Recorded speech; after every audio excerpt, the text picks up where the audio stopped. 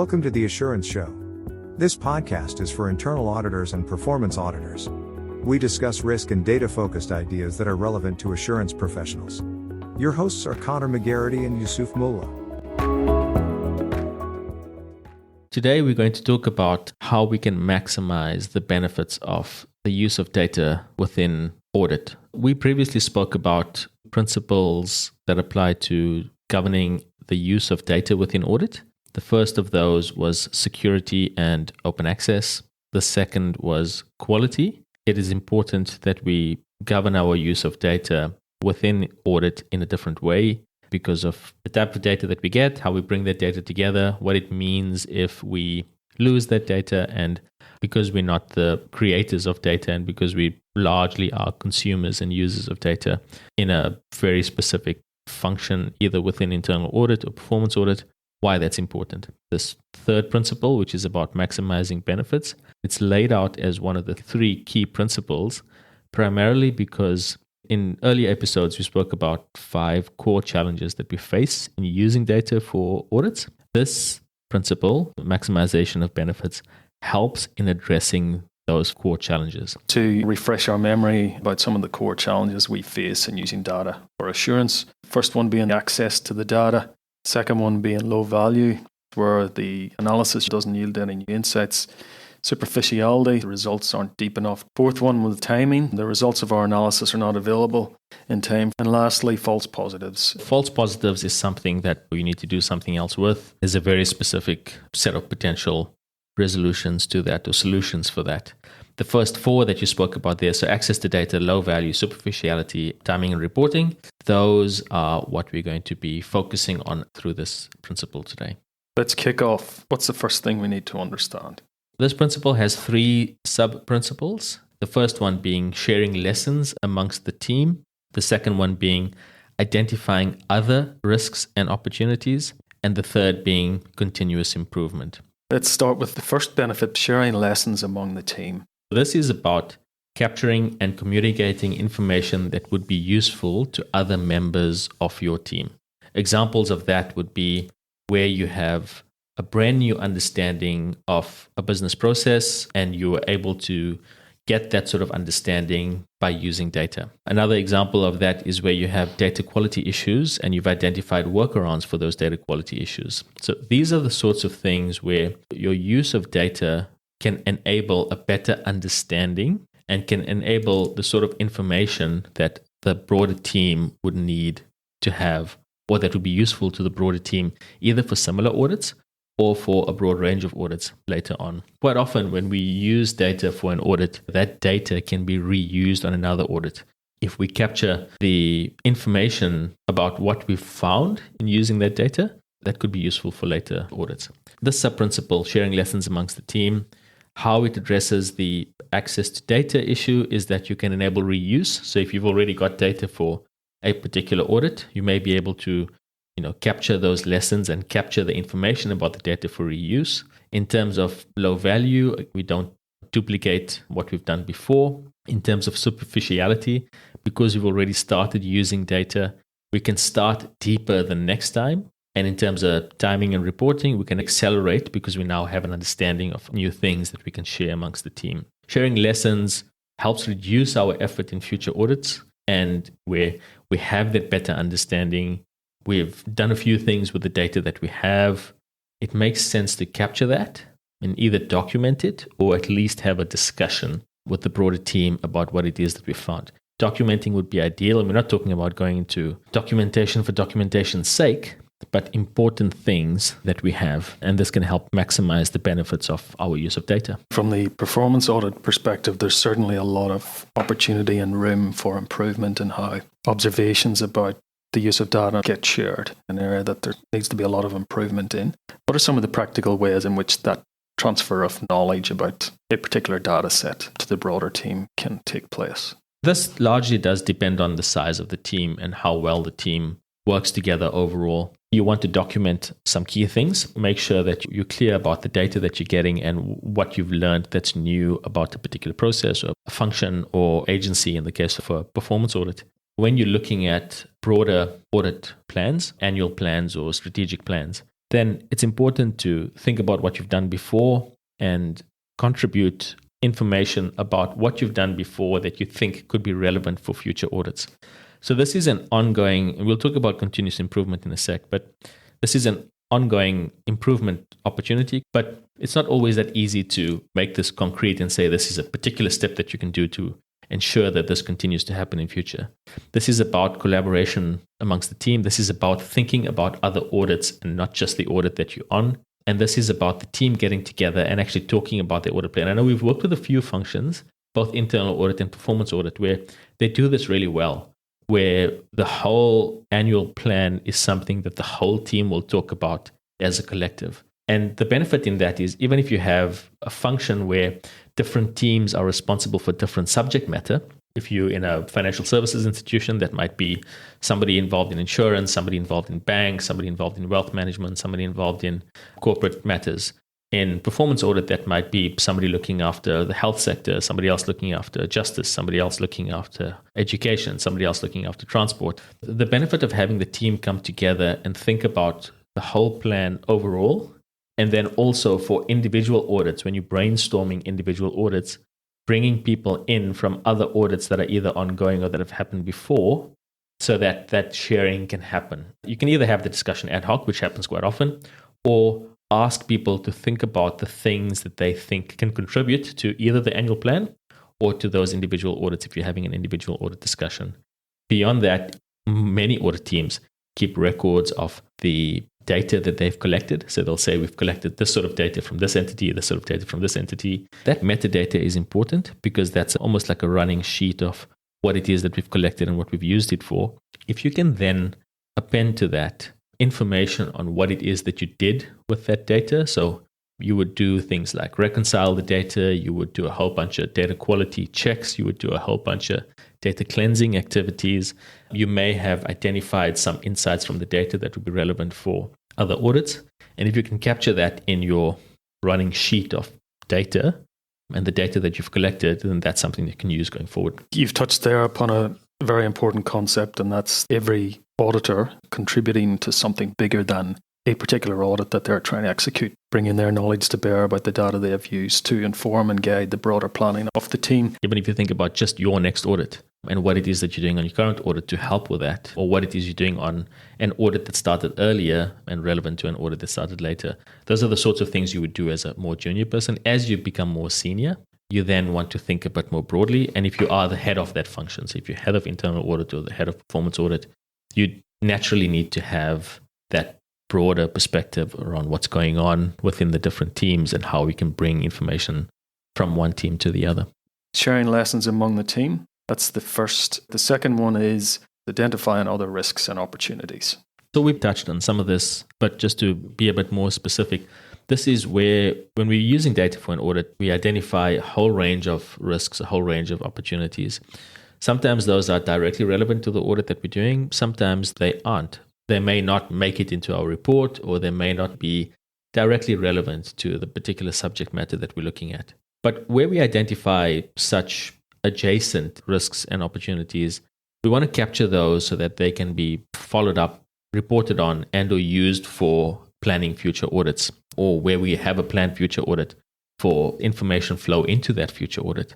So we spoke already about how when we're using data, we can use the information that we obtain or the knowledge that we obtain, the lessons that we learn for future audits. This is where we're doing a particular audit and we see something that isn't relevant to this audit, or it's only mildly relevant to this audit, but it could have a significant impact on a later audit, or something broader, reporting to the audit committee or something else. Or even it's not going to be relevant to any audit, but I think management need to know about this. Could be a business opportunity. Could be a business opportunity. And it could be non-audit committee reporting specific, if you want to call it that. But because when we do data-related work, we usually look top-down. So we create a hypothesis or a set of hypotheses, and then we use that.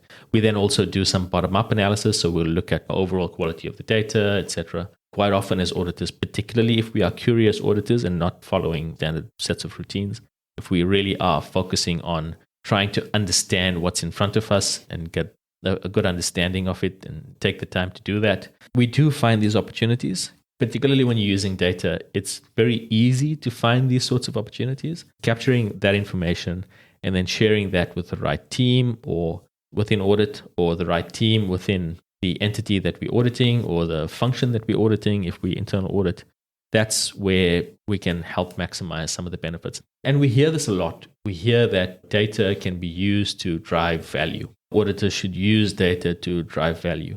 And then we conduct an audit and we use some data and it helps us to either prove or disprove our hypothesis, and kind of ends there. Where we find these other opportunities, we need to do something with them. And it's that can create that additional value that we provide as auditors. We have a unique perspective because we're looking at data from multiple different dimensions. And so when we find that, it mustn't just be, if we just say, hey, this doesn't relate to our report, or it's not significant enough to go into the report, so let's discard it, then we are missing an opportunity. This identification of opportunities by internal audit through the use of their data was something that resonated strongly with Joseph Watson, we spoke to in the previous episode. Joseph, the Chief Risk Officer for a digital bank, was talking about internal audit maximizing their ability to identify these opportunities. So working towards a performance-focused agenda as well as the conformance agenda that internal audit maybe have traditionally veered towards. So maximizing benefits through internal audit or performance audit, identifying other opportunities is certainly something we need to do a bit more work on. You spoke about performance there, which is really important. But even in the conformance world, this becomes an important thing. And if we think about things like where we evaluating a full customer data set for a particular subject matter. So let's look at something like within financial services, determining whether fees are being charged correctly on deposit accounts. Now, in order to do that, we would normally get information on customers, on accounts, on transactions, and then we'll determine whether those fees are correct, the right level of fees used, etc. But when we get that information, one of the things that we need to do is determine whether the quality of our data is good. And a quality check that we often do is look at whether we have any duplicate information in the data that we have. Now, sometimes that duplicate information could be in things like the customer name or the customer address. And while the direct audit that we're doing is not necessarily related to what I'm going to talk about now, when we do that, we often find that there are multiple individuals in our customer relationship management system or in the customer data that we have. I remember doing a few audits like this, but one in particular where we were looking at fees and charges, and because we needed to know what the data looked like and we needed to make sure that we were actually getting it right, we looked at names of customers. And we had a range of similarly named customers with similar addresses and similar dates of birth. And the differential between one and the next was very small. What we concluded quite correctly was that those were actually the same individual. Now, the potential risk there then is that you have multiple customers that you're dealing with, and this can create several opportunities to provide value as an audit function. The first is, if you have more than one customer with different addresses and the same date of birth, you are potentially sending to them multiple letters to multiple different addresses with different spelt names, which is not really a good look for your organization. If my bank sends me a letter and my last name has 2 L's in it, right? If somebody sends me a letter with 1 L for a particular account and 2 L's for a different account, they've spelt my name incorrectly once. So I have to ask, am I just a number in your system, or do you actually know who I am? So there's an opportunity there. So that's a customer service performance type opportunity. The other is anti-money laundering, where you have multiple accounts belonging to the same individual. When you report to regulators, you usually need to report on deposits above a certain value. Now, that doesn't mean that you report on deposits above that value on an individual account that the person owns. So, as an example, for my one deposit account, if I had $10,000 coming in, and for another one, I had another $10,000 coming in, those individually wouldn't be flagged as issues because they are to different people. but they're actually to the same people. So depending on the money laundering laws that you have in your country, in Australia, it's $10,000, so that would have been flagged. But assuming it was $9,000 to each account, so I'm actually getting $18,000 into my two accounts. That really should be reported to the regulator because I'm one individual. But because you see me as two, you don't. So that's a conformance thing. There's lots of opportunities for tangential information that can be identified, and it won't necessarily be directly related to the project or the audit that you're doing. But these are the sorts of examples that you have where the information that you're looking at bottom up could identify other risks and opportunities equally. That example speaks to a couple of things in my mind. The overall issue seems to be the opportunity to improve the quality of the data that's held by the business, which then can obviously lead to them achieving business efficiencies and minimizing risk to the organization. But like you say, that's a byproduct of maybe the internal audit or the performance audit that we're doing. But it's a great example of how that value can extend directly to the business operations. There's another example in the public sector within performance audit, and this is a theoretical example, if you want to call it that, but extending what we just spoke about there with the current pandemic and the responses to it. One of the key responses has been the provision of government grants. And I know that audit officers are going to be looking at government grants quite closely over the next little while because that's one of the biggest areas of spend. If you are providing grants to different entities and you are evaluating those grants, what we just spoke about then would be very relevant. Are we providing the same grant to multiple organizations that are effectively the same organizations? Are different organizations applying under different names, but in reality they're the same organization? That would then point to the potential for not having identified those organizations as separate. That's directly relevant to that audit. If we see things like that, then there's the flow-on impact on other entities and other performance audits, or even if not other performance audits, other government organizations that may need to know about this information.